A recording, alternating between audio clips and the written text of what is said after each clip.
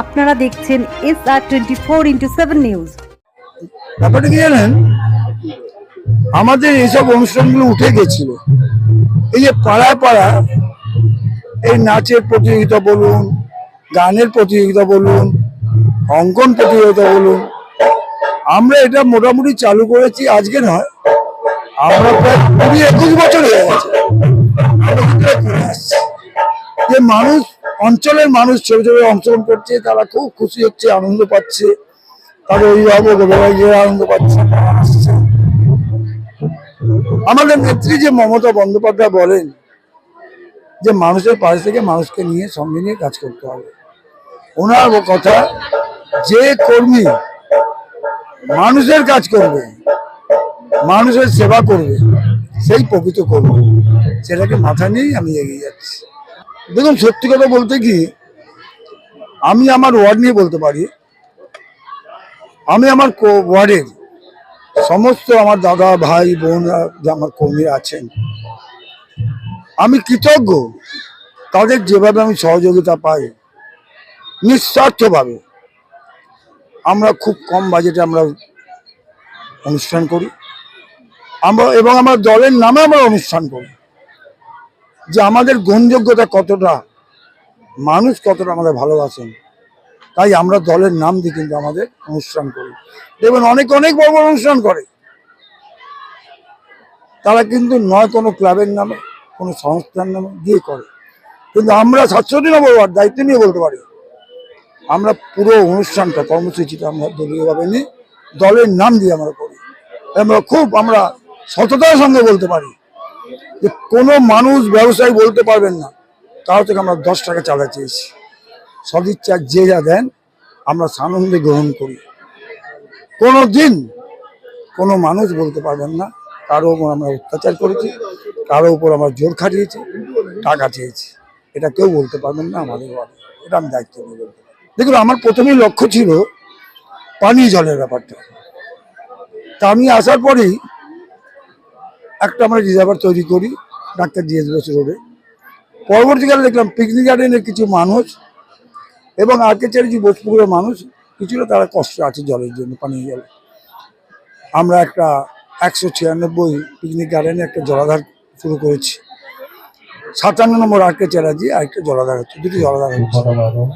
আমাদের দীর্ঘদিনের সমস্যা ছিল নিকাশি ব্যবস্থা, বিবি চ্যাটার্জি আরকে চ্যাটার্জি বোসপুকুর আমরা করে ফেলেছি। আমরা একটি জায়গা ছিল 173 পিজি রোড থেকে 12 রেল ধর্মতলা রোড, প্রায় 300 মিটার, এখানে কোনো ড্রেনেজ সিস্টেম ছিল না। আমরা নতুনভাবে করেছি, কাজ প্রায় 95% শেষ, 2-3 দিনের মধ্যে কাজটা শেষ হয়ে যাবে। ডমিনিয়ান লেন বলে একটা বিরাট বড় একটা বৌদ্ধশ্রী জায়গা আছে, অত বড় একটা এলাকা, ওখানকার ড্রেনেজ লাইন 6 ইঞ্চি 9 ইঞ্চি। সেটা আমাদের মেয়র পরিষদ তাহর সিংকে বলে আমি ওটা নতুনভাবে করাচ্ছি।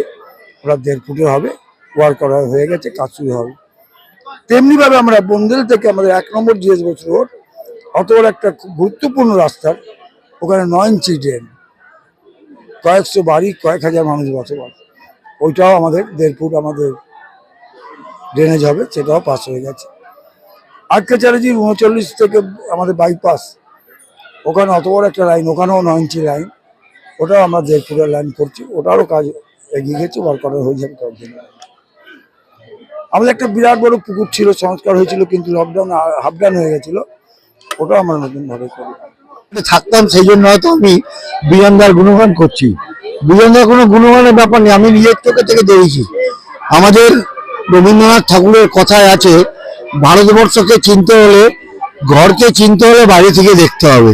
তো আমি বিজনদাকে বাইরে থেকে দেখেছি। এই মানুষটা এত পরিশ্রম এই দলের জন্য করে, এত পরিশ্রম আমি সাধারণ কোনো কাউন্সিলরকে আমি দেখিনি। সকাল থেকে রাত্রি পর্যন্ত বিজনদা খেটে যাচ্ছে। আর দ্বিতীয় কথা হচ্ছে যে এই মা মাটি মানুষের জন্মদিন, আমি এক্ষুনি স্টেজেও বললাম যে মানুষ আমাদের সাহায্য করেছে, নাহলে কোনো মানুষ চিন্তা করতে পারিনি যে এই জগদ্দল পাথরটা বামপন্থী সরকার একদিন সরে যাবে। আমরা অনেক এদের কাছে অনেক মার খেয়েছি, আমরা অনেক কিছু করেছি, আমাদের ঘর ছেড়ে পালাতে হচ্ছে। আমি বিজনদাকে দেখেছি মার খেতে বা এখান থেকে পালিয়ে যেতে। আমরা পুলিশি অত্যাচার অনেক সহ্য করেছি, কিন্তু একমাত্র দিদিমণি, হ্যাঁ আমরা স্বীকার করছি যে আমরা কংগ্রেস ছেড়ে সেই সময় দিদিমণির সাথে তৃণমূলে এসেছিলাম। তখন যদি তৃণমূলে না আসতাম তাহলে তৃণমূলে হতো না, কোনোদিন বামপন্থ সরকারকে আমরা সরাতে পারতাম না। সেই বামপন্থ সরকারকে সরিয়ে দিদিমণির বিশ্বাস উনি যে রেখেছেন, মানুষ তাকে সাহায্য করেছে, মানুষ তাকে সমর্থন করেছে, তাই জন্যই আজকে 3টে টার্মস আমরা ক্ষমতা এসেছি। আর বলে এলাম যে আবারও 26-এ ভোট, আপনারা যদি আমাদের সমর্থন করে তাহলে আমরা এই কলকাতাকে অবশ্যই কল্যাণী কলকাতা তৈরি করব। আর এই যে মেলা, এটা আমার নতুন করে বলার কিছু নেই, কারণ আজকে 5-7 বছর হয়ে গেল আমি এই মেলায় আসি, বিশেষ করে এই তৃতীয় দিনটাতে আসি আমি। বীরেন্দার সাথে আমার সেরকমই কথা, অসংখ্য ভিড়। এই ভিড় আমি এখন তো অনেক কম, আজকে মানে প্রথম যখন দেখেছি তখন ভিড়, মাঠে জায়গা দেওয়া যেত না, এত ভিড়। বীরেন্দার এই মেলা সার্থক আমি মনে করি। যে উদ্দেশ্য নিয়ে বীরেন্দা এই মেলা করেছে, যে উদ্দেশ্য নিয়ে 67 নম্বর ওয়ার্ড এই মেলা করেছে, সেই মেলা সার্থক হয়েছে। আমি আরো চাই যে মেলা আরো বড় হোক, আরো মানুষ আসুক, আরো মানুষ দেখুক। এই কারণ এই যে শীতের টাইমটা হচ্ছে আনন্দ উৎসবের দিন, বীরেন্দা সেটাকে বেছে নিয়েছে। আমি আবারও বীরেন্দাকে ধন্যবাদ জানাই। আর মেলা বলি যে এই মেলা অসাধারণ মেলা।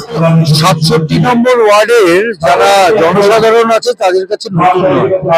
বিজনদা তৃণমূলের জন্মলগ্ন থেকে তৃণমূল কংগ্রেসের সঙ্গে আছে এবং বিজনদা প্রতি বছর 1 জানুয়ারিকে কেন্দ্র করে 3 দিন ব্যাপী, 4 দিন ব্যাপী, 5 দিন ব্যাপী অনুষ্ঠান করে। এবং আমরা যারা কলকাতা পুরসভার সঙ্গে যুক্ত আছি শুধু তারা নয়, যারা তৃণমূল কংগ্রেসের পরিবারের মানুষ, আমরা প্রত্যেকে বিমলের ডাকে আমরা এখানে এসে পৌঁছি। খুব সুন্দর একটা পারিবারিক অনুষ্ঠানের মতো করে হয়। এই অঞ্চলের সকল মা ভাই বোনেরা, বয়োজ্যেষ্ঠরা, তারা এসে এখানে উপভোগ করে। এটা বিজনদার কৃতিত্ব। বিজনদাকে এই অঞ্চলের মানুষ ভালোবাসে, একজন ভালো মনের মানুষ। তার ডাকে সবাই সাড়া দেয়, যেরকম এই ওয়ার্ডের লোক আমরাও সাড়া দিই বিজনদার জন্য, আমরাও পৌঁছে যাই।